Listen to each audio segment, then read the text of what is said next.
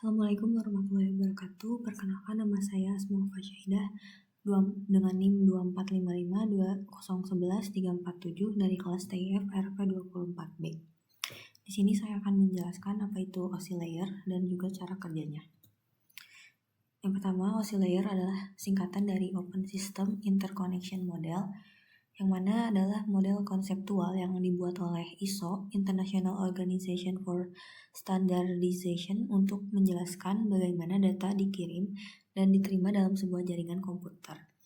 Model ini membagi proses komunikasi data menjadi 7 lapisan layer yang masing-masing punya fungsi tertentu, mulai dari pengguna aplikasi sampai ke media fisik, yaitu kabel dan atau sinyal. Yang pertama ada application layer atau lapisan aplikasi. Lapisan ini adalah tempat interaksi langsung pengguna dengan aplikasi jaringan. Fungsinya menyediakan antarmuka untuk aplikasi agar dapat mengakses layanan jaringan. Contohnya adalah protokol HTTP, FTP, SMTP, POP3, dan DNS. Yang kedua ada presentation layer atau lapisan presentasi. Lapisan ini bertanggung jawab untuk format data dan strukturnya sehingga dapat dimengerti oleh lapisan aplikasi. Fungsinya menerjemahkan format data antara format yang digunakan aplikasi dan format standar yang digunakan di jaringan, melakukan enkripsi dan dekripsi data, dan melakukan kompresi data. Contoh protokolnya ada SSL atau TLS, JPEG, dan MPEG. Yang ketiga ada session layer atau lapisan sesi. Lapisan ini mengelola dan mengontrol koneksi sesi antara dua aplikasi yang berkomunikasi. Fungsinya membuat, memelihara dan mengakhiri sesi komunikasi, dan juga melakukan sinkronisasi dialog antar perangkat. Contoh protokolnya adalah NetBIOS dan juga RPC. Yang keempat ada transport layer atau lapisan transport. Lapisan ini memastikan pengiriman data secara end-to-end yang andal dan transparan dari satu proses aplikasi ke aplikasi lainnya. Fungsinya itu segmentasi data dari lapisan sesi dan assembly penyusunan ulang di sisi penerima, melakukan kontrol aliran data atau flow control, menyediakan layanan pengiriman yang andal TCP atau tidak andal UDP, dan penomoran segmen data untuk memudahkan penyusunan ulang. Contoh protokol adalah TCP Transmission Control Protocol dan UDP adalah User Datagram Protocol. Yang kelima, ada network layer atau lapisan jaringan.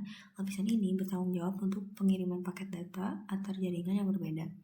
Fungsinya pengelamatan logis seperti IP address, routing, menentukan jalur terbaik untuk pengiriman data dari sumber ke tujuan, dan menangani lalu lintas antar jaringan, internet networking. Contoh protokol IP atau internet protokol ada HCMP, ARP, router, dan IP. Yang keenam ada data link layer atau lapisan tautan data. Lapisan ini menyediakan sarana untuk pengiriman data yang bebas kesalahan antar dua node yang terhubung secara fisik dalam satu jaringan lokal.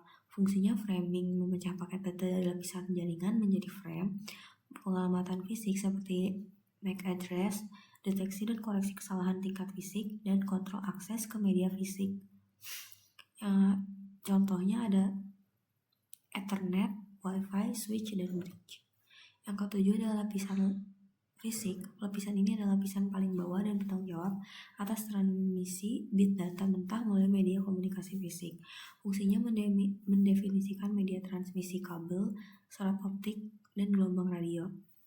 Kemudian mengubah bit 1 dan 0S menjadi sinyal listrik, cahaya, atau radio, dan menentukan tegangan, kecepatan data, dan konektor fisik, misalnya RJ45.